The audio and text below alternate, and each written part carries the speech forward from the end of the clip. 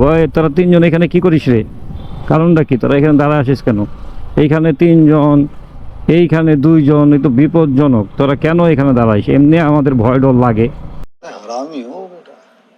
আর সামনে আছে কালশি ফ্লাইওভার। কালশি ফ্লাইওভারটা অনেক সুন্দর করছে। আর আর্মিদের কাজ সাধারণত ভালোই হয়, আমার কাছে খুব ভালো লাগে। এই তুই কি বামে থামবি? তা আমাদের যেতে দে। এই রাস্তার মাঝখানে দাঁড়াইছে কেন? কি ব্যাপার, আপনি রাস্তার মাঝখানে কেন দাঁড়ায় আছেন? ওই যে দেখা যাচ্ছে কালশি ফ্লাইওভার। কালশি ফ্লাইওভারটা অনেক সুন্দর, নান্দনিক।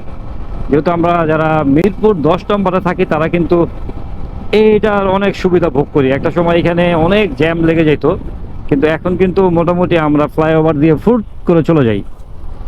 আর এই ফ্লাইওভারটা মোটামুটি এখানকার জ্যামজট নিরসনে অনেক ভূমিকা পালন করে। সকালবেলা যারা আসে এদিক দিয়ে তারাই বুঝতে পারে। আর সূর্যটা দেখেন কত সুন্দর লাগতেছে আজকে।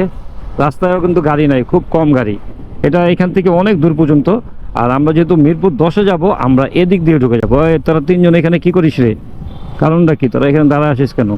এইখানে তিনজন, এইখানে দুইজন, এ তো বিপজ্জনক। তোরা কেন এখানে দাঁড়াইস? এমনি আমাদের ভয় ডর লাগে,